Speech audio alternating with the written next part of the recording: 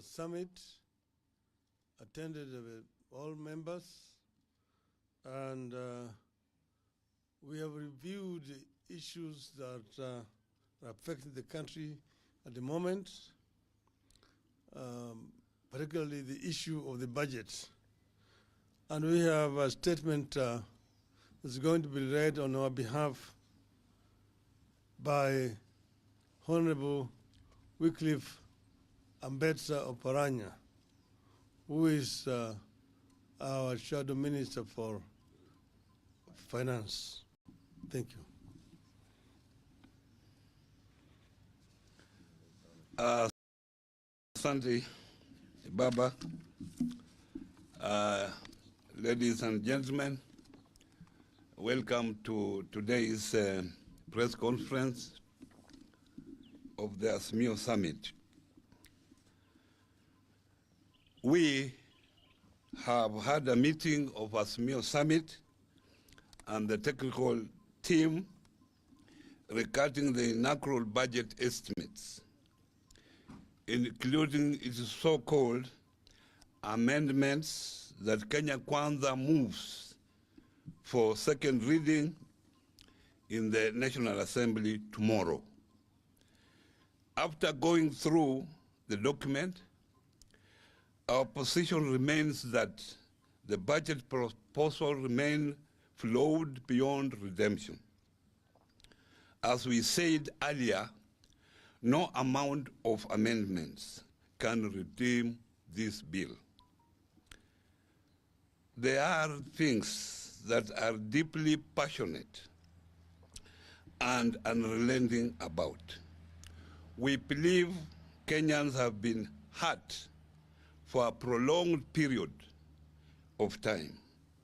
The budget proposal prolongs and worsens the suffering of the people. As a party, we believe Kenyans will thrive when we cut, not when we increase taxes. We believe the country will thrive when we moderate our expenditure. This bill remains expenditures and proposes to spend what we don't have. We believe the country will do better when we devolve more in line with the Constitution. This bill proposes to devolve less and instead ask for more money for the national government for otherwise devolved functions. We believe our country will function better when we strengthen the middle class. This budget will kill the middle class, and when we kill middle class, we hurt millions of our people. We believe in extending and expanding social security protection to our people. This bill diminishes social protection. We believe in creating an enabling environment for manufacturing so that more investors can set up in our country and provide jobs for our people. The bill offers little, if any, in terms of encouraging manufacturing. We believe in empowering the private sector and enabling it to be the driver of growth in our country. The bill frustrates the private sector with taxes. We are passionate about extending a helping hand to women, and particularly to single mothers and the youth. This bill takes away from our women and our youth. We are passionate about access to quality education and ensuring no single child is left behind. This bill will diminish those opportunities. In the nutshell, we believe that this country needs and deserves a people's budget. We repeat, we believe in a people's budget. We believe in the rights-based budget. The budget is coming. Kenyans will have the people's budget. We believe in a country that lives within its means so that we are not held hostages by countries that lend us money. Borrowing to spend is not a wise idea. What we have here is not a people's budget. What we have here is a leader's budget. Finally, we believe in a budget that is sold to Kenyans as one indivisible country and people. Because Kenya Kwanza realizes the entire piece is punitive. It is dividing, stigmatizing, and threatening our people. It is trying to isolate central Kenya so that the region does not engage fully in debating this bill. They are dividing our youth into mungiki, drunkards, and drug addicts so as to stop them from participating in any opposition to this budget.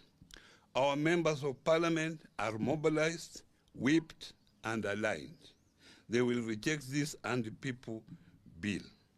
We now appeal to you, the Kenya Kwanza MPs. We know that in your hearts of hearts, you know the budget is wrong. We urge you to join your Azimio counterparts and stand with the people. We ask Mama Mboga, watu wa mjengo, watu wa mkokoteni, watu wa bodaboda, the teachers, the nurses, the doctors, the hawkers, among others, to ask themselves, does this budget serve your welfare? Will this budget leave you better than you are? You are currently, or that you were as Kenya Kwanza was campaigning in 2022. If the answer is no, tell your MP to vote against this bill.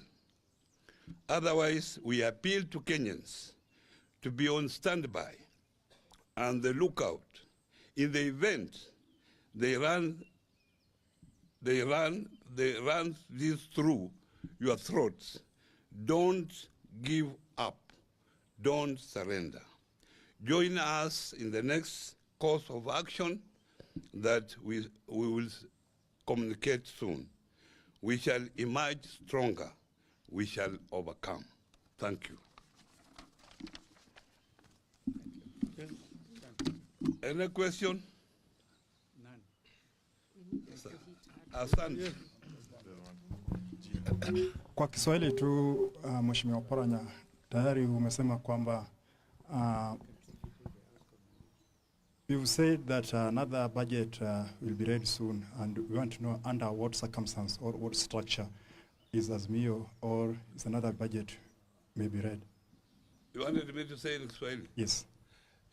Vile unajua sisi kama Azimio tulikuwa na our own manifesto. Tulikuwa na manifesto yetu.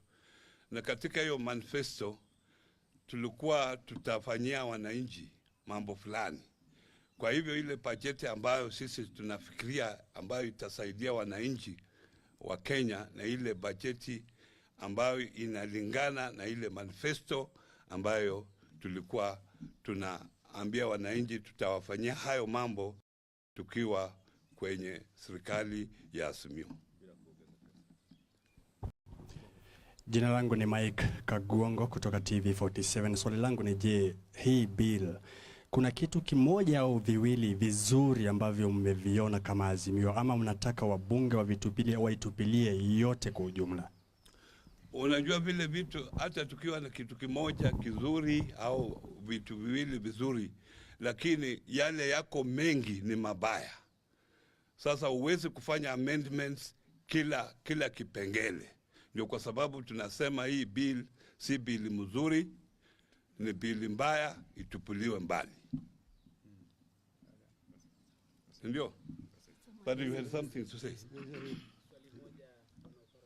Ngoja kupatia.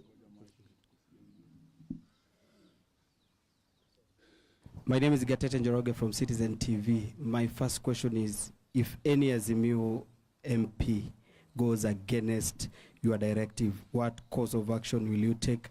And when is soon, if the bill is passed today, when your supporters expected to get the way forward? Thank you, sir. Let us wait that when we cross the bridge. Let us wait after the voting. The decision will come from this summit. What action will be taken against the members of parliament who are in Azimio. But what I can assure you that all members of parliament have been mobilized to vote against this bill. And in any event, in any event, Azimio is not in the habit of threatening members of parliament. And after this budget, which is clearly anti-people, Azimio will be busy taking the next steps. We are reminding Kenyans, this budget will hurt them where it matters most: food, medicine, fuel, cost of living, and many more, as has been outlined. We are reminding Kenyans they are not helpless. The Constitution gives you sovereignty. Let us wait, and if the voices of the people are not heard, people must exercise their sovereignty. As a person from Mount Kenya, I have a message to William Ruto. Following his utterances, calling our youth Mungiki yesterday, I want to remind him that these are the same youth he requested for votes from, calling them hustlers. I want to remind him these are the same youths he instructed his lieutenants to use a section of unemployed youth from Mount Kenya for criminal activities, raiding the farm of the Kenyatta family, also causing mayhem in Kibera and other places during the demonstrations. Azimio has not used our youth from Mount Kenya or from any other place for criminal activities. Stop profiling youth from Mount Kenya. This is meant to curtail any political activity in Mount Kenya. It is meant to cow us as leaders from Mount Kenya and maybe make us afraid of mobilizing. We want to tell you that constitution you opposed is the constitution of Kenya today. We will exercise our rights. We will go to Mount Kenya to discuss the budget like we will go to all other places in Kenya. You will not curtail our rights. And do not tell people of Mount Kenya or any Azimio principle like Wajakoya that he cannot visit Mount Kenya. Mount Kenya is Kenya. We are going to visit every part of this country, and you will not start zoning off places. That is the message, but Kenyans not to forget, our fate is in our hands. Let us join together and fight this killer budget. Asante sana. Sisi kutoka Mount Kenya tuna huzuni kidogo.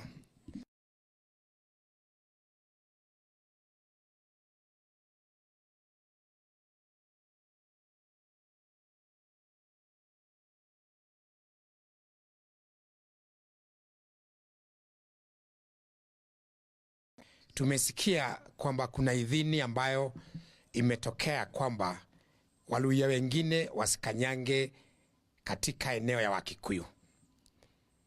Hiyo ilitolewa jana ama juzi, na wakaanza na rafiki yetu Wajakoya. Ikasemekana kwamba ni hatia Wajakoya kuja katika eneo ya Mount Kenya.